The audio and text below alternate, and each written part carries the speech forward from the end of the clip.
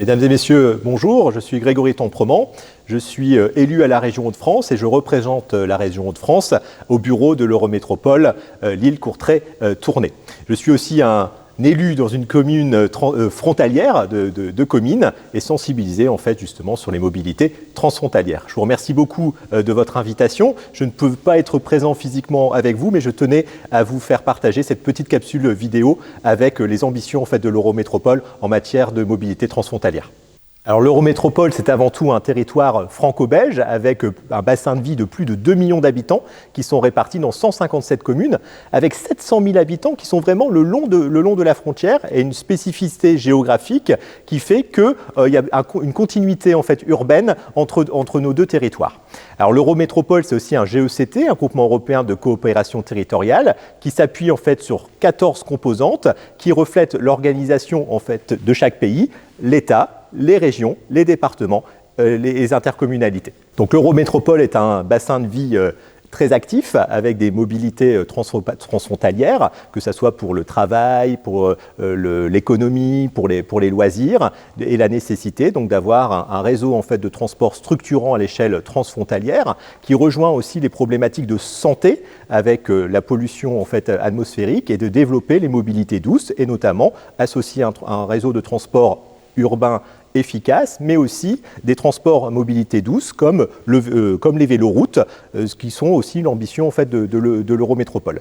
Pour cela, nous avons besoin en fait, d'une gouvernance transfrontalière. Alors même si les densités de population sont différentes de part et d'autre de la frontière, il y a des flux de mobilité, de travailleurs, d'étudiants ou de personnes dans les trajets du quotidien ou pour les loisirs. On a aussi des obstacles géographiques avec la rivière Lys qui entrave les déplacements.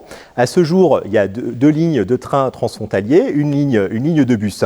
Mais ce qu'on voit, c'est l'interaction, l'interopérabilité, finalement la jonction entre les réseaux de bus n'est pas efficiente. Il faut parfois parcourir plusieurs centaines de mètres, voire kilomètres, pour rejoindre en fait un autre réseau. Donc c'est un élément en fait important.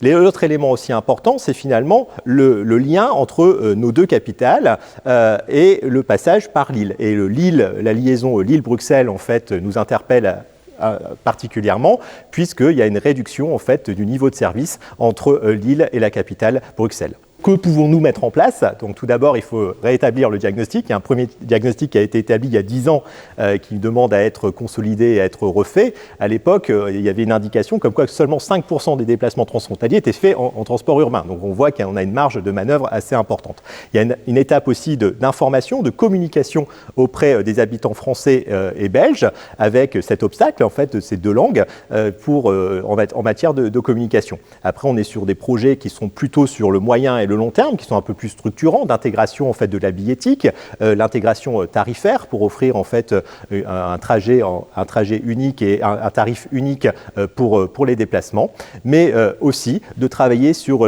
les liaisons manquantes, les missing links, qui sont un élément en fait important pour faire la jonction entre nos deux pays.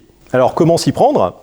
L'Eurométropole aura le rôle en fait d'espace de dialogue, de réunir en fait les différentes collectivités. Donc on va s'appuyer sur les 14 membres en fait de l'Eurométropole qui sont des organisatrices en fait des mobilités, les opérateurs, mais aussi les citoyens. L'objectif c'est de travailler ensemble sur une stratégie, voir les différentes problématiques, les missing links qui sont un point aussi important, de travailler aussi sur l'interopérabilité, le pouvoir acheter en fait des tickets qui soient valables en fait de part et d'autre de la frontière. On a aussi des projets beaucoup plus structurants comme le service express métropolitain qui à partir du Lille permettra de rejoindre en fait toute la région mais aussi le côté transfrontalier. L'objectif aussi c'est de développer un réseau de pistes cyclables pour améliorer les mobilités douces de manière transfrontalière.